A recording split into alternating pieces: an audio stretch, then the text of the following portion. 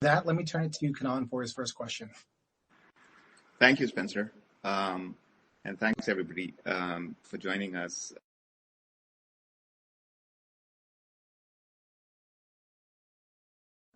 Good afternoon, and welcome to the Netflix Q3 2020 earnings interview.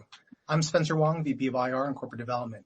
Joining me today are Co-CEO Reed Hastings, Co-CEO and Chief Content Officer Ted Sarandos, CFO Spence Newman, and COO and Chief Product Officer Greg Peters.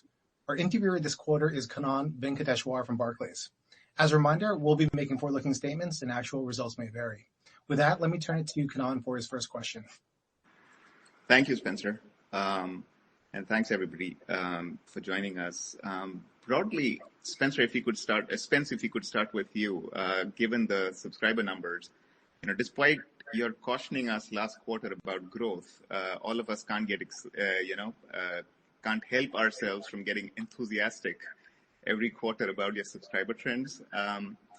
But maybe it might be useful to just contextualize, the net add number this quarter. Could you help us understand how the gross additions trended from Q2 to Q3?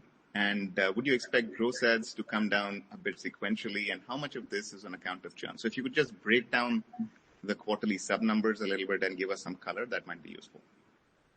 Yeah, sure, Kannan. Thanks. So first, sort of stepping back, if you think about the Q3 subscriber numbers, it was really very much as expected for the quarter.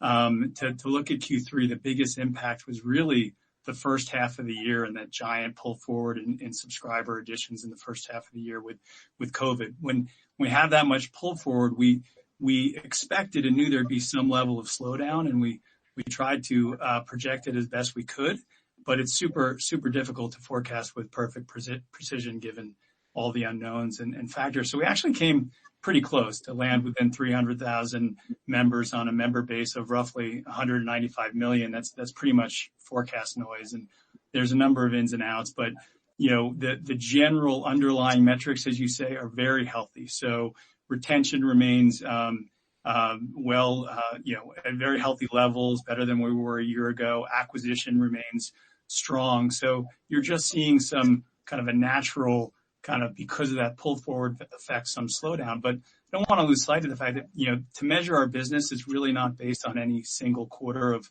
growth fluctuation. It's really it should be measured in multi-quarter and multi-year trends. And so if you look at the past 3 quarters, year to date through Q3, we've grown by a little over 28 million members, which is more than we grew all of last year. So super healthy growth and the underlying both top line and bottom line growth and retention trends in our business are healthy.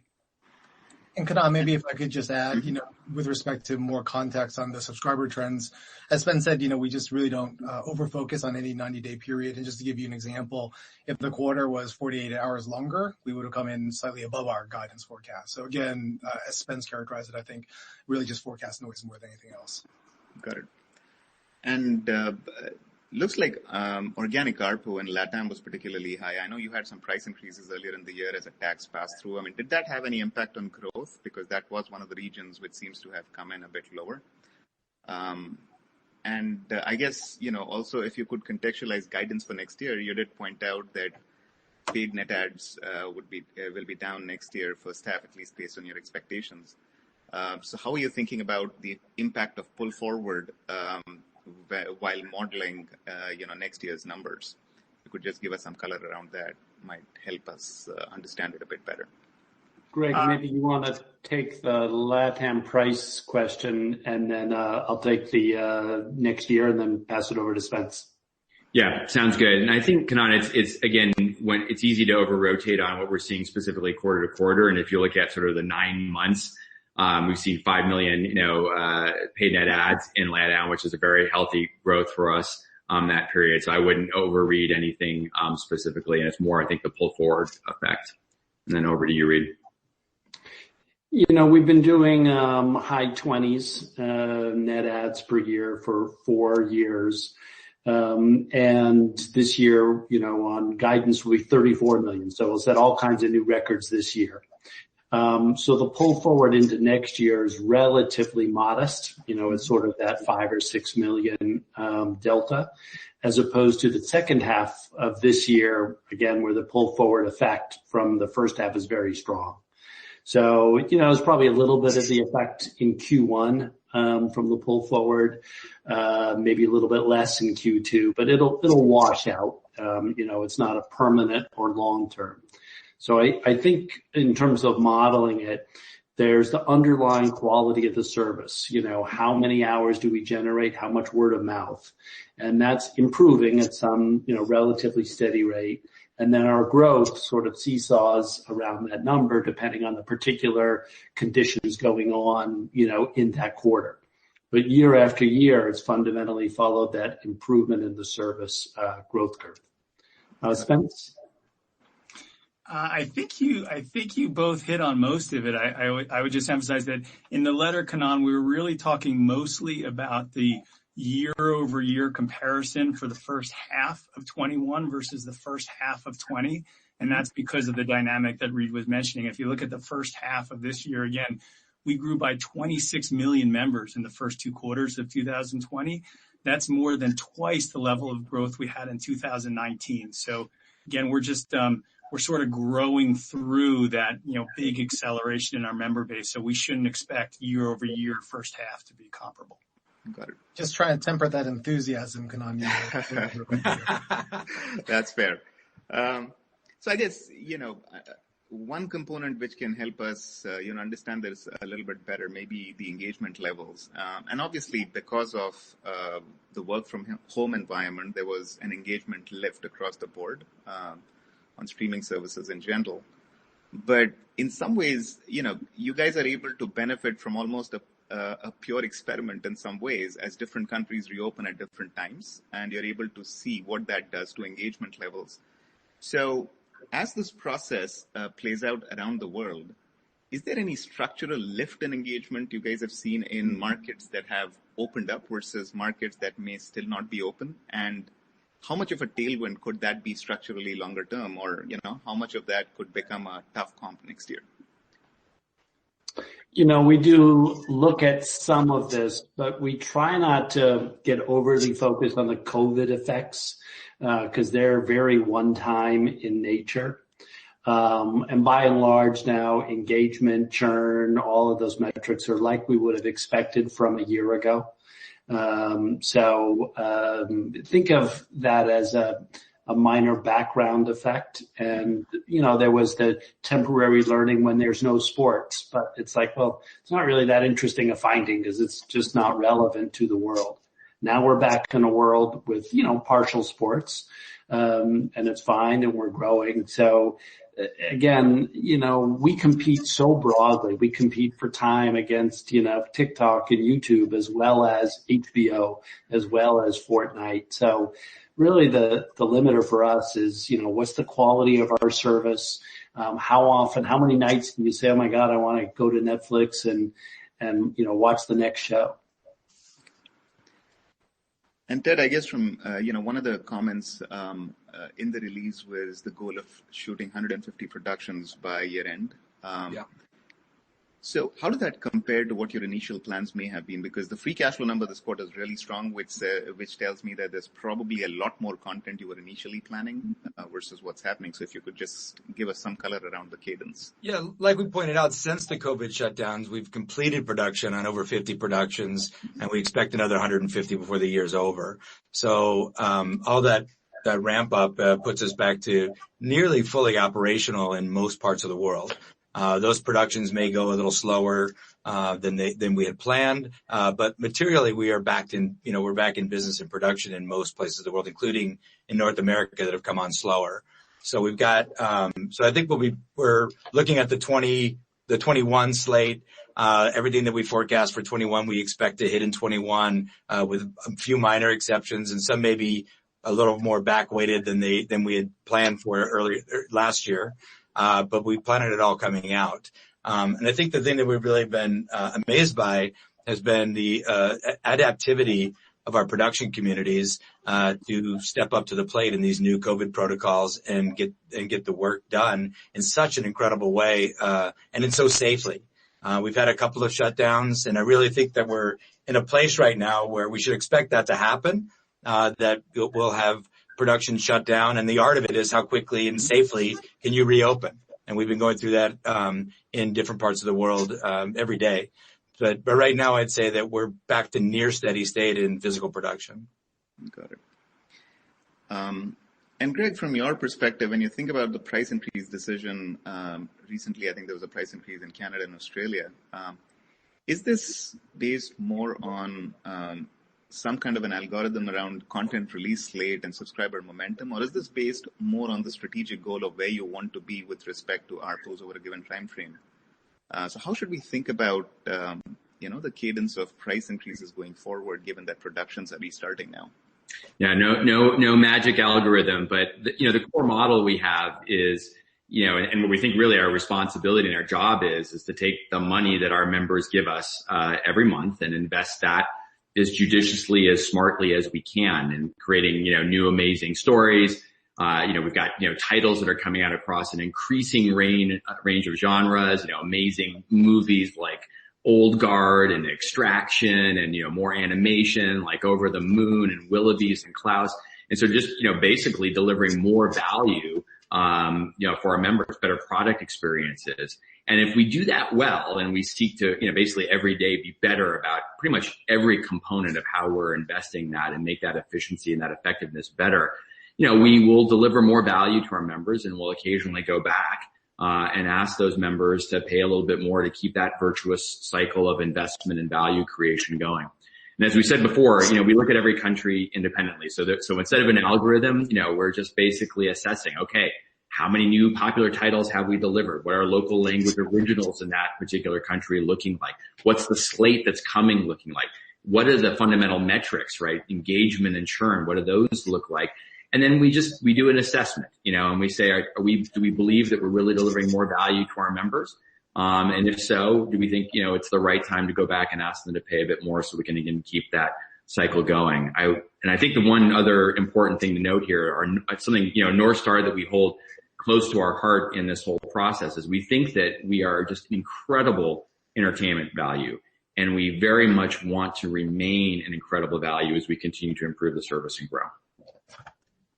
And now that you're in a more normal pricing environment, and some of the metrics that you mentioned just now in terms of engagement levels and churn and so on, I mean, when you analyze different markets, is there room for the recent price increases in a couple of markets to expand as we go forward over the next few quarters?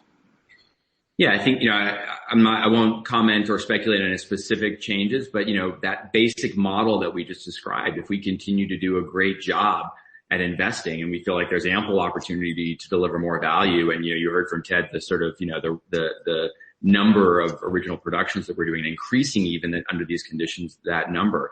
And if we do that, then we feel like there is that opportunity to occasionally go back and then ask for members where we've delivered that extra value in those countries to pay a little bit more.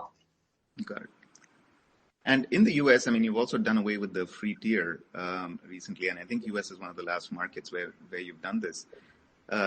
Is this because most of the new additions in the U.S. are now people who already have been subscribers in the past? I mean, could you help us understand, the decision to walk away from the free tier in the U.S.?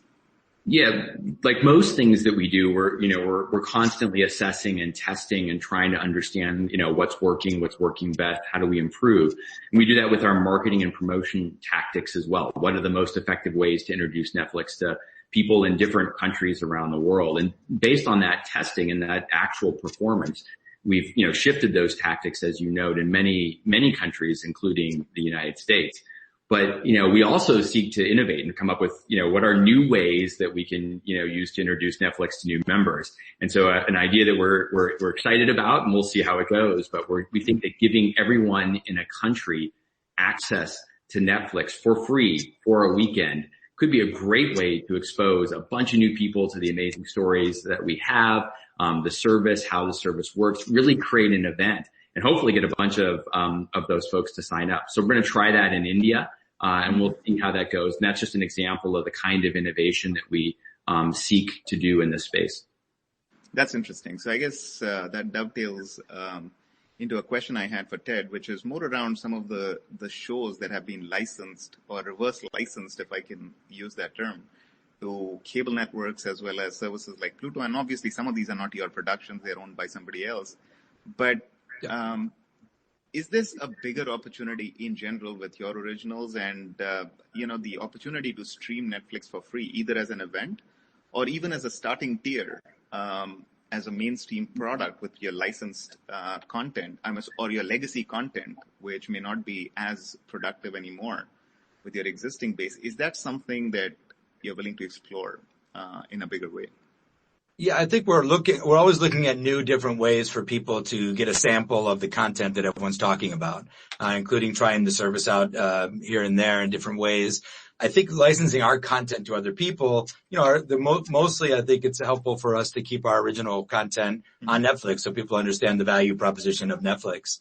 And we have seen our ability to grow a show that was on another network or a smaller outlet pretty meaningfully, but we've not necessarily seen it the other way around when we've experimented in the past with things like actually with Narcos when we licensed it to Univision in the past to try to get people to try to sample the show. We don't own that show, Gaumont does, and the deal that they did was something that it'll be interesting to see if it lifts the awareness and interest in Narcos, but it's on a relatively small platform relative to Netflix.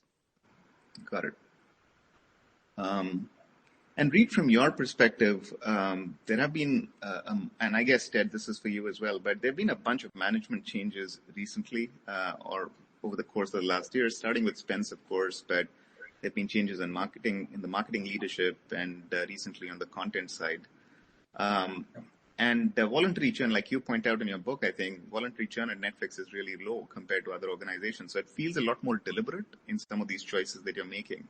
So could you help us think through what drove these changes, and are these changes more or less done? And organizationally, where are you right now? Well, I could talk to you about one of the major changes that we're really excited about, which is I was restructured the content team to be more like our film team and more like our animation team and have one global organization. And to run that, I tapped Bella Bajaria, who's been with Netflix for a long time, came in to start our unscripted group, brought in that team from scratch, and they developed this incredible unscripted outlet slate that we have today. Moved over to our local language original team, hugely successful. These are two areas of the business that are going to grow 3 or 4 times over the next 3 to 5 years. So I thought that she was really well suited to take on that organization. And in that English language scripted series business, she joined us from from Universal Television, where she was the president, and had brought us such shows as Unbreakable Kimmy Schmidt and Master of None. And she also orchestrated to bring You on as a Netflix original and delivered that first great season of Witcher. So I think Bella's going to be phenomenal running that group. And then there's some changes after that whenever you put new change at the top, there's some downstream effects as well. And Kannan, to your broader question, yes, we're always trying to broaden our talent as we take on bigger challenges. So, Greg took on head of product about 3 or 4 years ago. Spence, CFO, about 1.5 years ago. Spencer, IR, about 8 years ago. And they all are, have grown into those roles. But, it's a normal model. No one gets to keep the job for free. You got to earn it every year, which is intensely challenging, and we all love that part of it. Got it. And Spence, my next question may make you squirm a little bit, but Reed, last month in an interview, I think you said something that at least I hadn't realized was essentially a keeper test move, which was the change in CFO last year. And you mentioned it was deliberate and you needed an entertainment company CFO, and therefore it was time for a change. So to make a change at that level, to deliberately seek a CFO more attuned to what an entertainment company looks like, it seems like a phase shift in how you think about the company, about what Netflix today is versus maybe a decade ago. Is that the right way to think about, or interpret that comment? Yeah, I think so broadly. I mean, we've been moving towards, being an entertainment company for many years. And our former CFO, David Wells, is an extraordinary human being and a great CFO. And we offered him the chance to move to LA and to really lean into that. And he demurred. And, he had done so well as a generalist and tech CFO. He wanted to stay with that. And then we felt super fortunate to recruit Spence Newman, who's been like the dream CFO for Netflix. So it could not be better. And so super fortunate. That's great. I thought I was going to get a keeper test right here. That would have been enough for reading it live. That would have been a third. And, one of the things, I guess, which has surprised me over the course of the last year is the way, most of you have spoken about the impact of content on growth, right? And I think this started around Q2 of last year when there was a big miss, and one of the reasons attributed was the content slate at that point. And now we increasingly talk about, comps versus last year when you have a big show like Stranger Things. I would have expected the opposite, to be honest. I mean, when you are 200 million subs and when the content slate is so big, singular pieces of content should in theory become smaller parts of overall consumption, but seems like it's starting to have a bigger impact. Could you help us think through the content skew in consumption? Is that skew more or less over time? And, why is that seemingly having a bigger effect, or is that just me reading too much into some of these comments? It's just a little bit of math.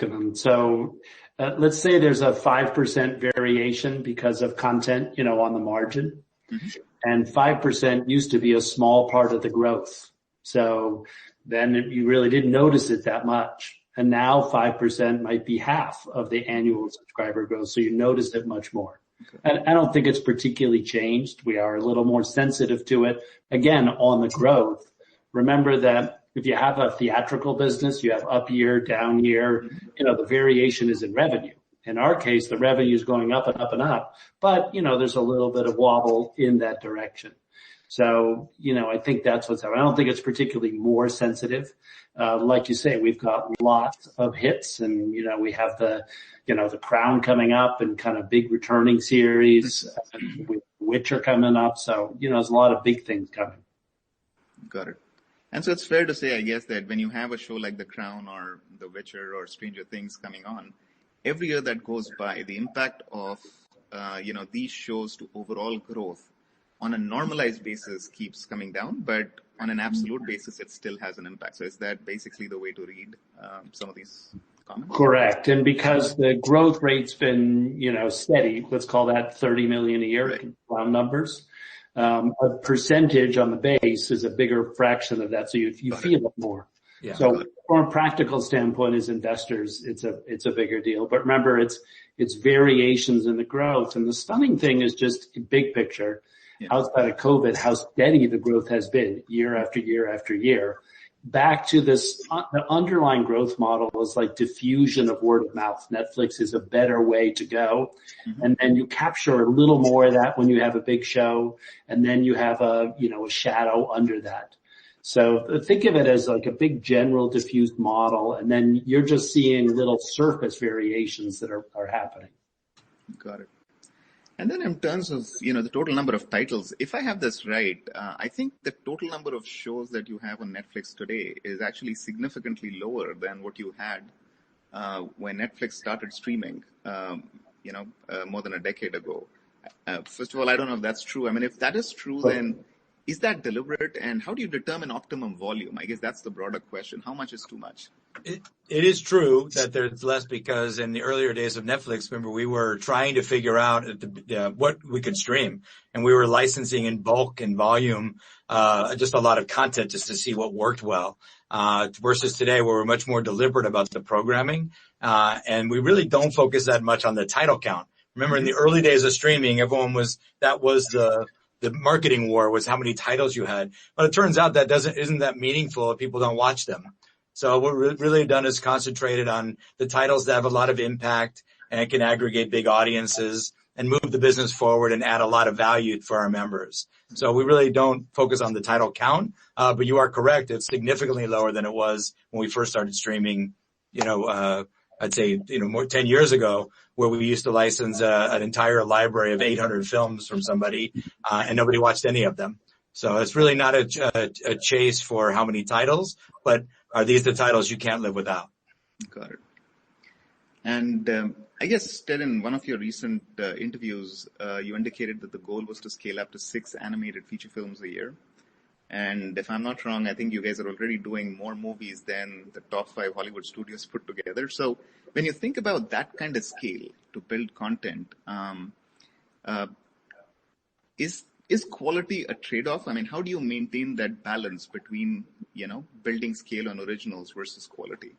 I'll tell you the thing that we've been working on and trying and doing. If you think about how many more original series we produce today than we used to, and how many more we're producing relative to everybody else in the industry around the world, and yet last year we had 160 Emmy nominations for our television slate, which is the most honored single season of television in the history of the Emmys.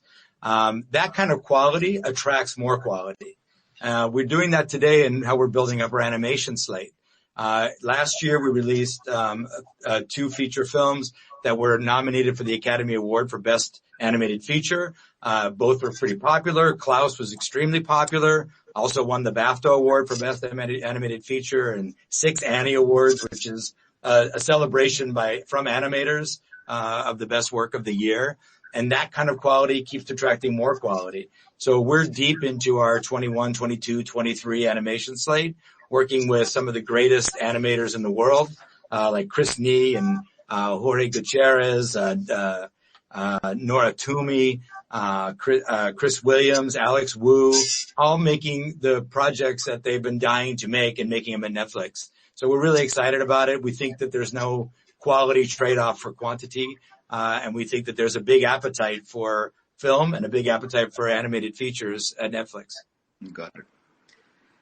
And Greg, if I could switch to a slightly different topic, recently there have been headlines around the Google Play Store changes in payment terms, especially for in-app purchases. And obviously this has been a broader discussion with the dispute between HBO, Peacock, Roku, and so on. And we touched on it last quarter a little bit. But if you could help us think about not just the near-term impact of the Google move, but also bigger, longer-term issues. I mean, how do you plan to deal with aggregators? Is this becoming a bigger deal than it used to be in the past? And so, how do you expect to cope with some of these issues going forward on the pricing front? Sure. On the Google Play Store specifically, I think I won't comment on the details of any given partnership, but you can look at our position on iOS, where for quite some time we've been signing up new members on those devices through the mobile browser using our own payment method. We're not dependent on the App Store for discovery. We're not dependent on the App Store for payment. And we've seen steady, solid growth through that channel. So it's been quite effective, regardless. So I think that's, relevant to note when you think about sort of that dynamic. And then, to your point, look, I mean, the world is shifting to streaming and to internet TV, and a bunch of new players are coming in. And so I think, the dynamics between those relationships, aggregators and device manufacturers and new streaming services are being worked out. But, we have been in this business for quite some time, and we've invested in, relationships with device manufacturers and platform owners for, over a decade. And we really, really focused on making this, a positive experience for them, adding more value to their devices because we're there, making it, great for us because we get to use those devices to access new consumers around the world, and making it great for the people that purchase those devices because they have these incredible experiences, with Netflix and the amazing stories that we tell on those devices.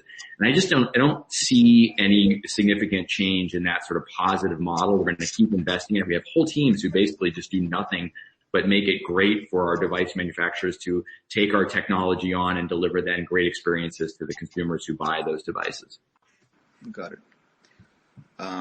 And Greg, I think last quarter, one of the things you had mentioned was the promotional impact of Netflix itself. Like instead of spending on marketing, you could use Netflix itself and the scale of Netflix as a promotional tool going forward. And I think the folklore, and I don't know where this data came from, but it's quoted all over the place, is that 75% of your viewing comes from the first page in terms of your recommendations. I don't know if that number is true at all, but would be great to get some context around how much of content consumption is actually driven by the recommendations that you put up on the screen versus other sources, potentially.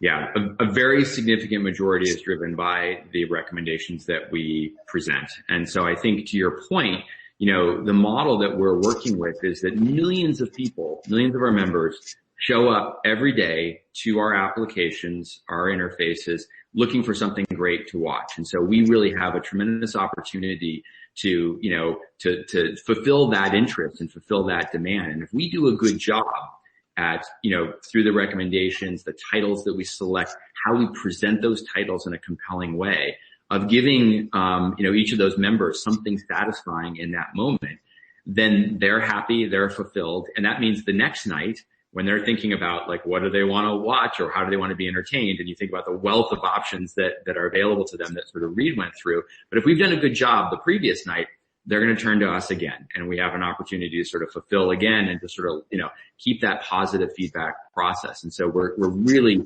deeply invested in that. We have, hundreds of people who wake up every day and sort of devote their entire professional existence to making every aspect of that work better and better and better. And we know we're going to be doing that for decades to come, which is super exciting.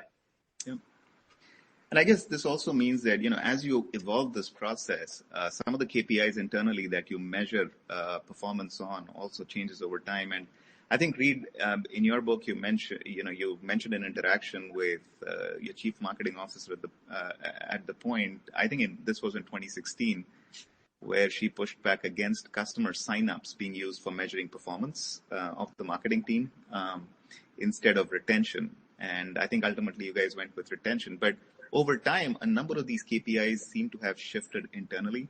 So could you help us understand how you measure performance to the extent, you're comfortable doing this? How do you measure performance for the content team? Has this focus shifted from origination to retention? Is that a bigger part of how you think about the business broadly, or even features such as engagement, for example? For at least the last 5 years, we've realized there are no gimmicks, there are no techniques. It's fundamentally about member satisfaction. And if we please you on a Wednesday night, you're more likely to come back on a Thursday night. So again, you can juice a given title if you wanted to, but you're going to pay for it downstream, because not everybody got the best title for them. Or you can juice signups, or you can juice any particular metric, but it's all just very distorting. And the fundamental for us is member joy, which we look at how much of your viewing time do you choose to spend with Netflix, how many repeat days, what's retention, all of those aspects. And so we're really focused on the fundamentals of that pleasing and what does seem to please our members. And that's, how we grow. Now we augment that with a lot of conversation because we want our titles to be the most talked about titles in every nation. Because, when you watch Enola Holmes and then you see this, all these activations that we're doing in London, with Enola Holmes statues, it locks in. It's something fun to really talk about. And it, is a great topspin on a fundamentally great piece of content. But that interplay that we use across product, content, it's how we do budgeting decisions, how much do we want to spend in each area, is driven fundamentally by our guests on member satisfaction, in each country and how that works. And Ted, you've thought a lot about this, so let me turn it over to you.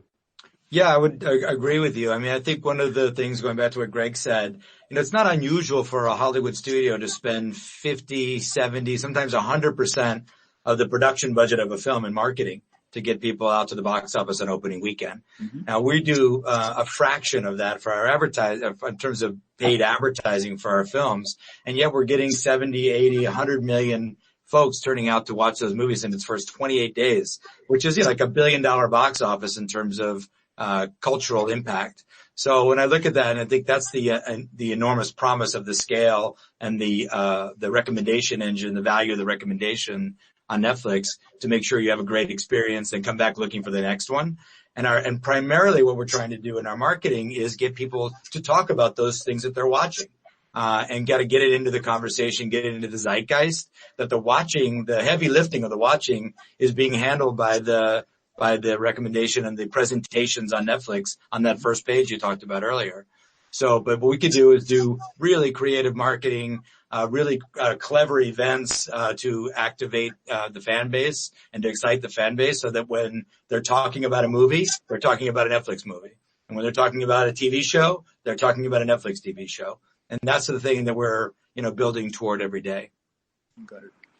And I guess in terms of the content itself, Ted, I mean, there's probably a lot of opportunity right now, given the shutdown on theatrical and, the slow reopenings there. There's a lot of content in the pipeline, and the window between movie releases next year is significantly smaller than what it was last year already.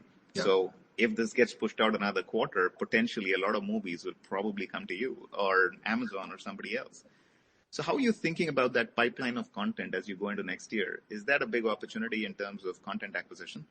It's pretty short-term opportunistic. There will be some things. Reed mentioned Enola Holmes is one that we bought that would have gone theatrical. That turned out to be a nice hit for us. And then we just released the Trials of the Chicago 7 that we picked up from Paramount under similar conditions, which is great. But you have to remember, we have a very healthy pipeline of films coming out already in the rest of this year and next and 22. But we're looking at all of them and we'll be at the table. But I would look at it as a fairly short-term opportunity while the studios refigure how they're going to release films. In different parts of the world, this past week in Japan, theaters reopened to 100% with 100% capacity. Mm-hmm. So I think they're looking at the impact of that around the world and how long they're going to have to make new plans and what are they going to do with their 21 and 22 films if they are sitting on their 20 films. So I do think there'll be some short opportunities. We'll pick up some, not all, but we'll certainly be in the mix. Got it. And in terms of some of these newer opportunities, is this also potentially a way for new business models to open up? I mean, there's also been a lot of experimentation by the likes of Disney on the PVOD side, as well as releasing some of their movies directly to consumers on streaming. And live music, we've seen a lot more of this as well. So do some of these opportunities during COVID also open up potentially new avenues for monetization from your perspective as well? Look, I think what's been happening with consumers' desire to see films at home has been growing, and we've been satisfying it. And I think that was kind of a natural migration that was already happening that this may have accelerated in some dimensions. But I think at some point theaters are going to reopen and people are going to go back out to the theaters. I hope so. Like I said, I'm a fan of doing it myself. And I do think people kind of crave the social interaction to go out and see a film with an audience sometimes. I don't doubt that that's going to come back in some capacity. So I wouldn't look at this being that radical a change. I just think it's probably an accelerated change that may have already been in the works. Hey, Kanan, we have time for one more question, Kanan. Got it. So Spence, I guess, the mandatory free cash flow question that we have to get to now that you have potentially $2 billion in free cash flow over the course of this year. And obviously, I mean, there's a lot of lumpiness in this just given the cadence of content production. But broadly, when you think about, maybe a 3-year, 4-year kind of a horizon, you are getting to a point where cash flow use is going to be more than just about content. How are you thinking about your capital structure as you get closer to this break-even point? What's the use of cash once you turn free cash flow positive? Yeah, sure. Well, thanks, Kanan. The free cash flow story is an exciting one for us right now. As you can see, the free cash flow profile is improving. Obviously, this year was a bit short term with not just improving profitability, but also the reduction in content spend. But as we look forward to 2021 already, we guided to negative $1 billion to break even. So vastly improved from our peak negative free cash flow in 2019. We're not yet sustainably free cash flow positive or ready to call that, but we're rapidly closing in. And I'd say given the more than $8 billion of cash on the balance sheet, we are at a point where at least we could probably pretty safely say that we can self-finance our growth without needing to access the capital markets. But we're still obviously, based on our guidance, probably a couple years away, if, at least from sustainably being free cash flow positive. So it's probably a little too early to call our long-term capital allocation approach, other than to say that you can trust that we're going to remain